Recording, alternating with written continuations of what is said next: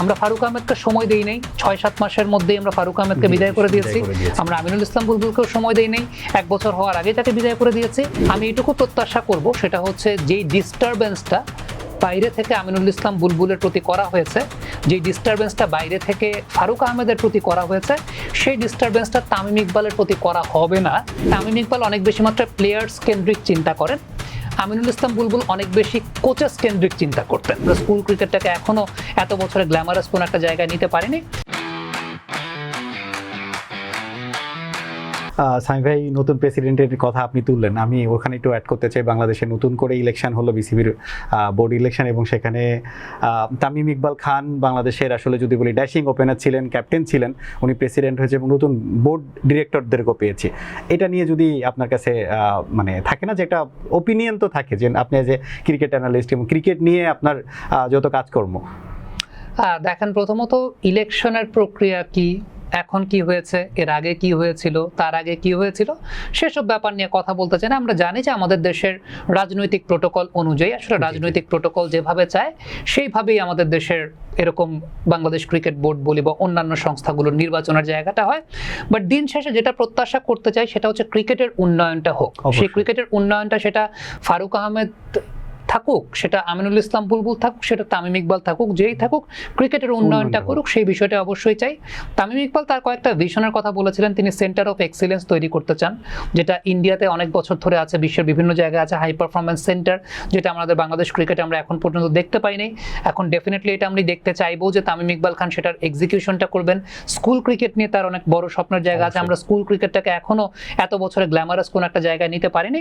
আমার কাছে মনে হয় যে তামিম ইকবালের সেই ক্যাপাসিটির জায়গাটা আছে, মডার্ন ডে ক্রিকেটটা খেলেছেন, অ্যাডমিনিস্ট্রেটিভ ক্যাপাসিটির জায়গাটা আমরা দেখবো সামনে তিনি কেমন কাজ করতে পারেন।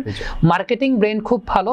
ফরচুন বরিশালের যখন তিনি খেলেছেন, আমি যতটুকু জানি যে ফরচুন বরিশালের খেলার সঙ্গে সঙ্গে পেছনের যে স্পন্সরশিপ থেকে শুরু করে অন্যান্য যে দাপ্তরিক কার্যক্রমগুলো রয়েছে, প্রশাসনিক কার্যক্রমগুলো আছে, সেগুলো তিনি তার মতো করে করার চেষ্টা করেছেন।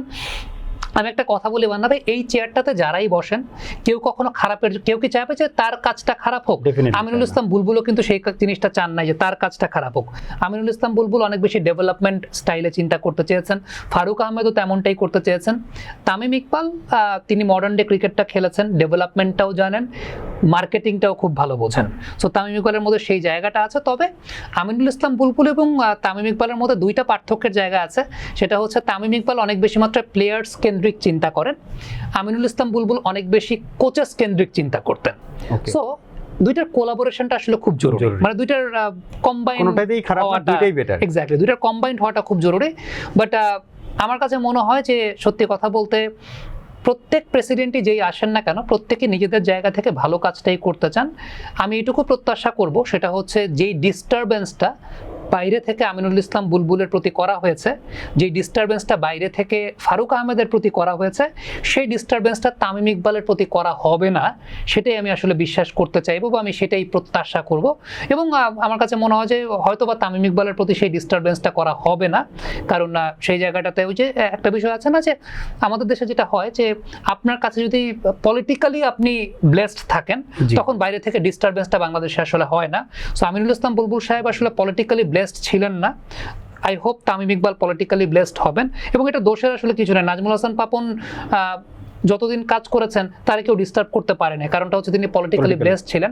So Tamim Iqbal politically blessed থাকার কারণে হয়তোবা তার প্রতি সেই বাইরের আউটসাইড প্রেশারটা থাকবে না, ডিস্টারবেন্সটা থাকবে না, এবং তিনি তার মতো করে কাজ করতে পারবেন। এবং আমার কাছে মনে হয় এটা বেটার, যখন এক্স্যাক্টলি এটা ক্রিকেটের জন্য বেটার, যখন সেটা আমিনুল ইসলাম বুলবুল হোক, ফারুক আহমেদ হোক, তামিম ইকবাল হোক, তিনজনই এক্স ক্রিকেটার, তিনজনই দেশের ক্রিকেটের ভালোর জন্যই আসলে ওই জায়গাটা এসেছিলেন বা এসেছেন।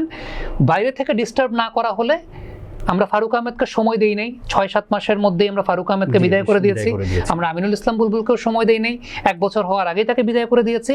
আই রিয়েলি হোপ যে তামিম ইকবালকে আমরা সময়টা দেব, যাতে দেশের ক্রিকেটের বেটারমেন্ট, রেজাল্টটা যেন আমরা দেখতে পারি। এবং আই রিয়েলি হোপ যে তারা প্রত্যেকে they are very much capable enough সেটাকে হ্যান্ডেল করার মতো।